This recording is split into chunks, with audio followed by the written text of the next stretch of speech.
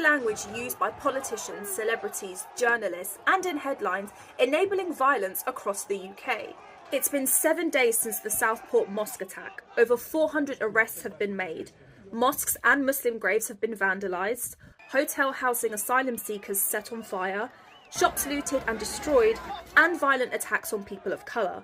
But not enough media outlets are describing these acts as terrorism, hate marches, Islamophobic or racist. Instead, they are the pro-British march on one side of the town hall here and the counter-protest on the other side of the town hall.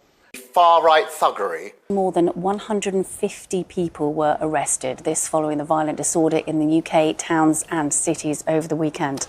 In Bolton, anti-immigration protesters were confronted by a group of up to 300 masked people shouting Allahu Akbar. Words like far-right activists, clashes and disorder have also been used by mainstream media.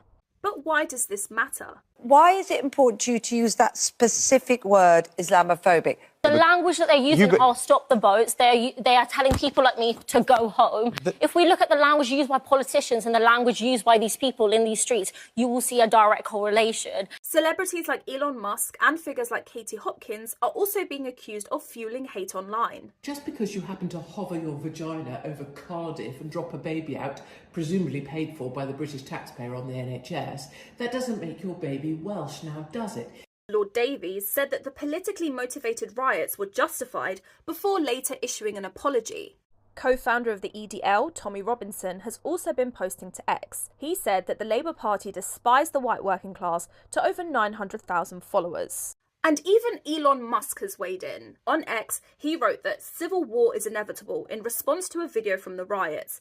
He also said that Keir Starmer should be protecting all communities, not just Muslims. Elements of the media, not all media, etc., elements of the media are acting as hate preachers. They're helping to radicalise people. If politicians make Islamophobic comments, if the media run constant Islamophobic headlines, if the media run newspaper articles which subsequently turn out to be completely untrue, but hey, let's just shrug our shoulders and print an apology deep in the paper somewhere. You know, if we gaslight and greenlight bigotry, then of course we're going to see it manifest itself in the form of violence.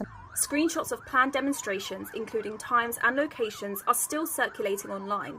Targets include immigration offices across the UK. Yesterday, the Prime Minister addressed the UK and his tone seemed noticeably different. Whatever the apparent motivation, this is not protest.